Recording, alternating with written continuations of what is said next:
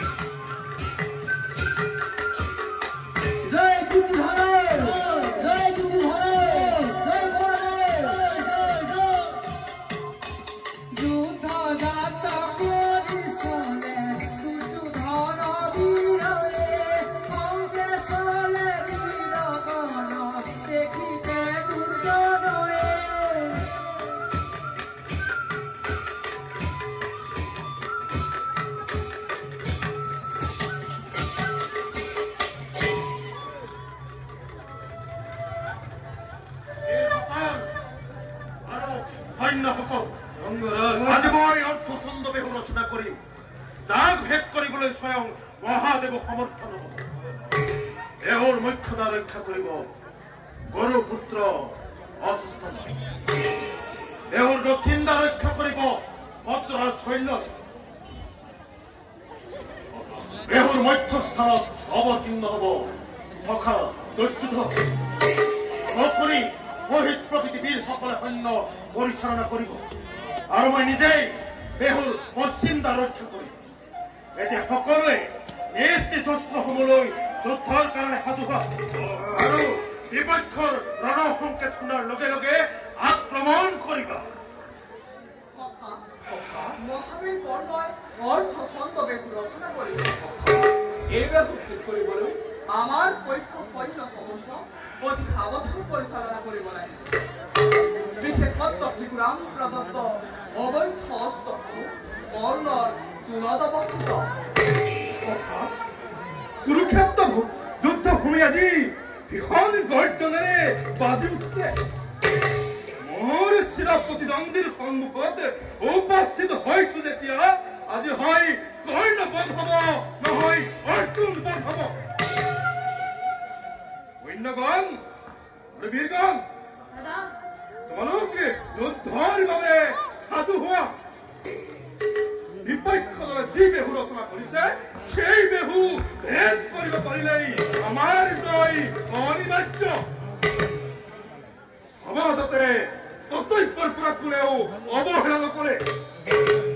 ন্যায় আৰু ধৰ্ম মতে যুদ্ধ কৰি বিপক্ষ দলৰ বেহু ভেদ কৰিব পাৰিলেই আমাৰ জয় অনিবাৰ্য হ'ব ধৰ্মযুদ্ধ কিহৰ ধৰ্মযুদ্ধ কৌরব পক্ষরে নীতি বিশারদে মহামতি ভীষ্ম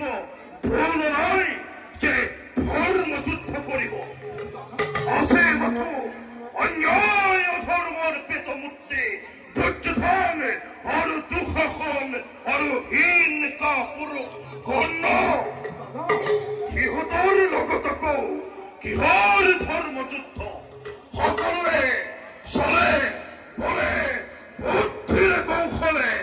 শত্ৰু সৈন্যকে এফালৰ পৰা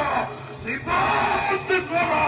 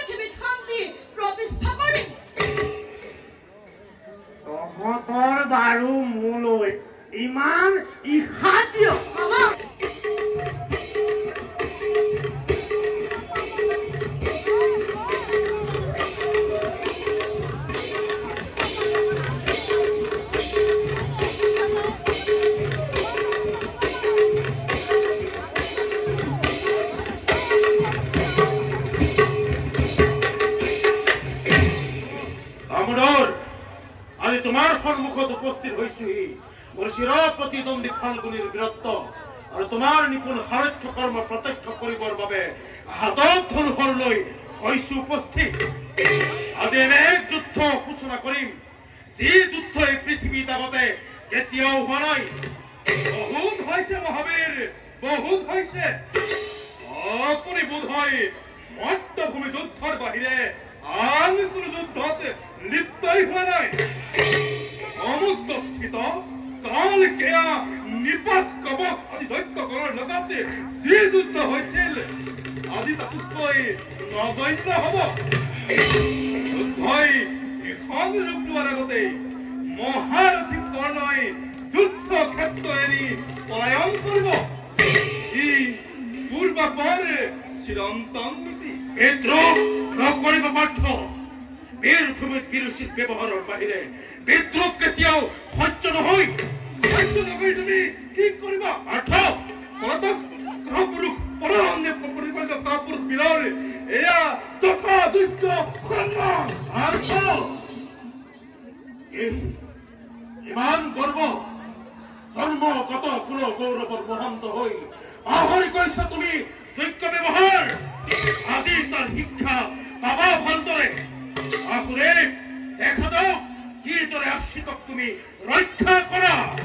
তাৰ আগত চাই লোৱা বীৰ কোন পথে তুমি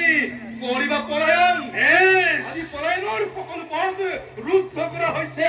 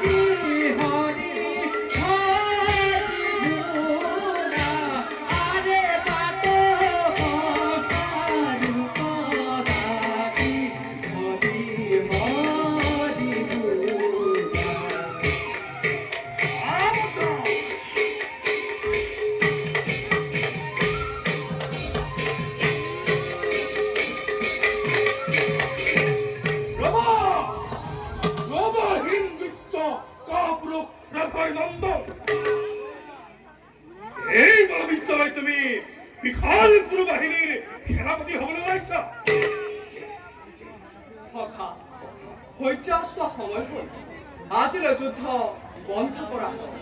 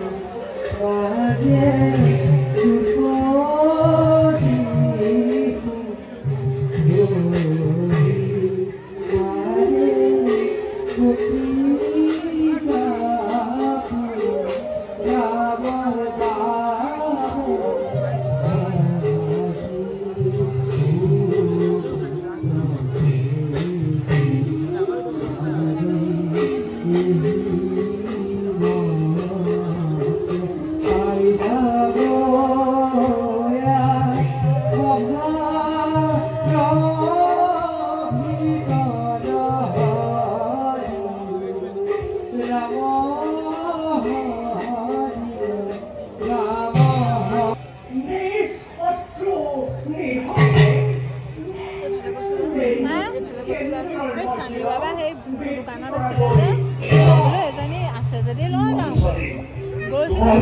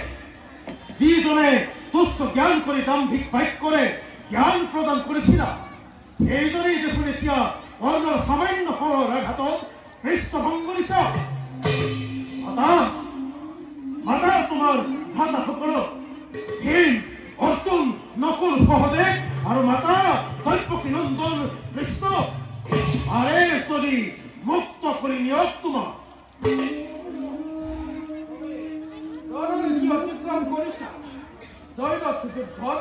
তোমাৰ প্ৰতিযোদ্ধা হিচাপে বাছি লৈছিলা অৰ্জুন কিন্তু সেই নীতি পৰিহাৰ কৰি ৰাজা যুধিষ্ঠিৰৰ লগত যুদ্ধ কৰাটো নীতি বিকশিত কৰ্ম হৈছে কৰ্ণ এয়া বীৰৰ গৌৰৱ নহয়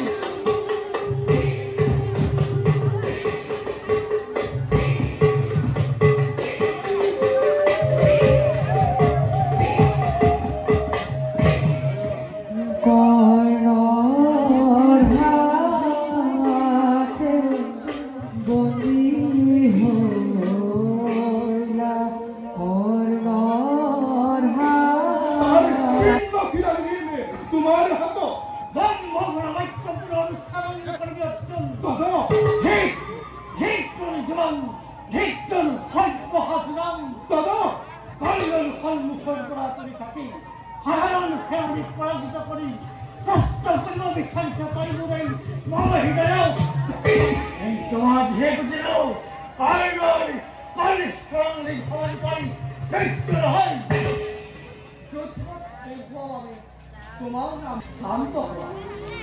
কোৱাচোন কিয় তুমি অস্থিৰ হৈছা সময়ৰ কৰ্মই তোমাক পৰাস্ত কৰিছে নে কিবা তোমাৰ বিপদ ঘটিছে কৰ্ণৰ ফলত হতে বাক্য হতে যজ্ঞ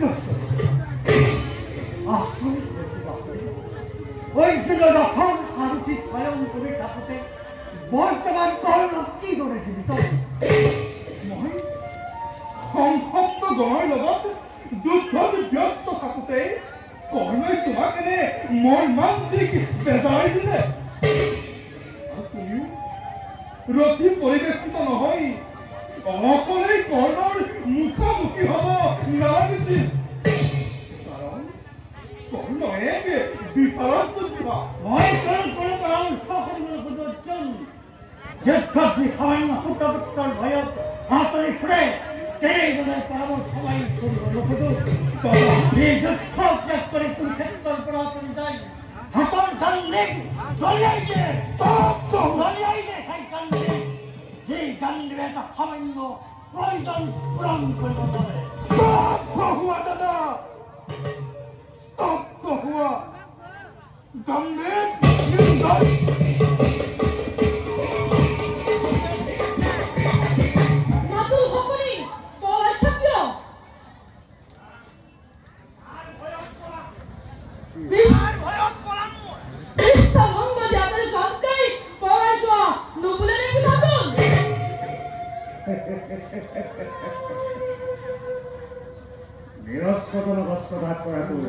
অধৰ্মৰ কাম হ'ব পাৰে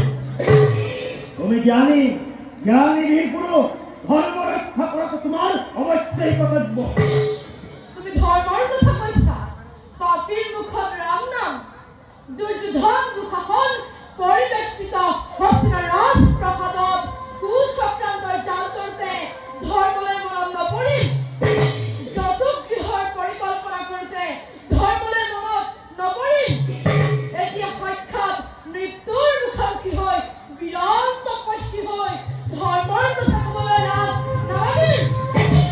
মোক বিৰাট তপস্বী বুলি লাগে সেই অনাৱশ্যক কথাৰ নাই প্ৰয়োজন মাত্ৰ অস্ত্ৰধাৰা দুঃশাসন মোক ৰক্ষা কৰা দুঃশাসন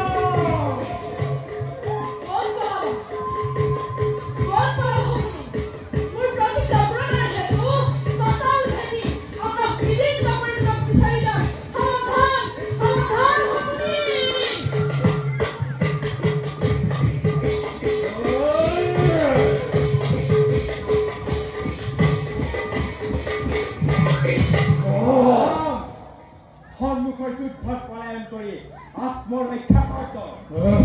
শক্তি পৰীক্ষা ভালদৰে কৰা হ'ব স্বাভাৱিক বিচাৰি তই পলাবলৈ সামান্য পতংগ হয় ইচ্ছা কৰি এতিয়াও এই দুঃশাসনৰ শক্তিৰ পৰিচয় নাই পোৱা নগ'ল আজিৰ লগতে পাবি ভালদৰে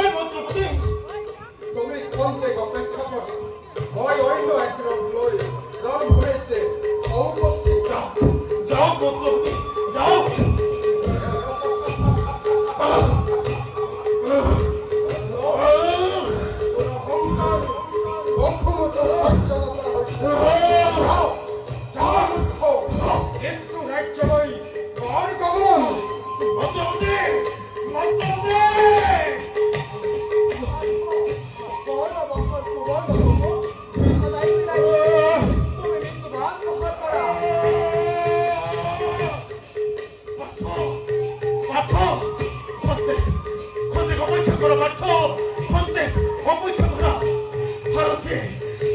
মুখের পলায়ন করেছে তুমি বীর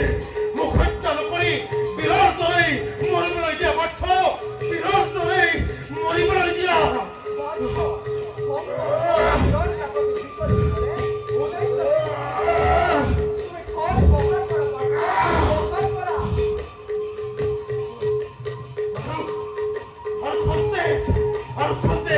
অপেক্ষা করা ব্যর্থ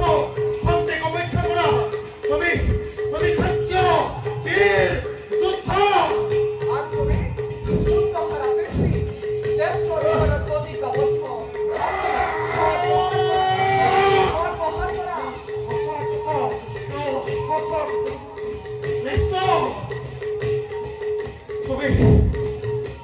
তুমি দেখিবলৈ এবার সুন্দর অথচ তোমার অন্তর প্রবৃত্তি এবার নিষ্ক্রিয় জগতে কই তুমি দিন বন্ধু তুমি দয়াময় কিন্তু তোমার অন্তর পাহাড় ভক্তি নির্দয় প্রকল্প সংসারত নিরুৎপল ভক্তি তোমার ঘর ভরণ উচ্চ কিন্তু তোমার অন্তর মেঘাচ্ছন্ন আকাশ ভক্তি ম্লান রামধেনু ক্ষত্রি ব্রু যুগল প্রতিটি সংকেত সূক্ষ্ম ভাবে চালেই কেবল ধ্বংসৰ হে ইংগিত পোৱা যায় বাসুৰ বাসুদেব কোন ধৰ্ম মতে কোন নীতি মতে নিঃসহায় নিৰস্ত্ৰজনেৰ ওপৰত ভৰ প্ৰহাৰ কৰিবলৈ পাৰ্থক আদেশ দিছা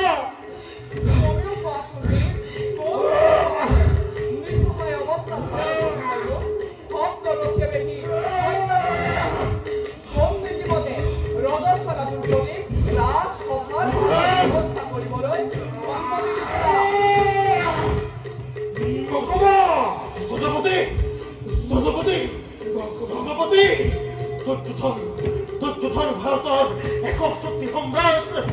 অনুগত প্ৰজা মাথবই প্ৰজায় ধৰ্ম আশ্ৰিত প্ৰজা কিন্তু জনপতি তুমি তো নোহোৱা কাৰণে অধীন তুমি তো নোহোৱা কৃষ্ণ পাণ্ডৱৰ দাস তথাপিতো কোন ধৰ্ম মতে কোন নীতি মতে ষড়যন্ত্ৰ কৰি উত্তেজিত কৰি অগণি জগন্নাথ যদুপতি ভায়ে কন্দন লগাই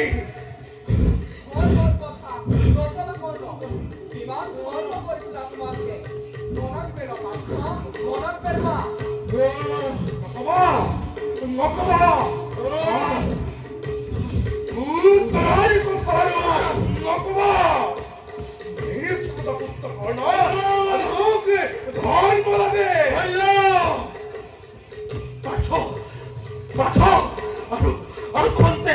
অপেক্ষা করা পাচ্ছ ইন্দ্রই কবচ হরণ করেছে গুরু রবি ঘাটে করেছে খন্তে অপেক্ষা করা খন্তে খবর দিয়া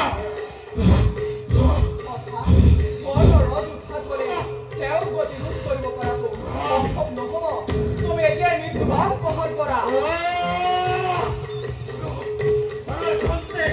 অপেক্ষা কৰা মনসা শব্দ উদ্ধাৰ হৈছে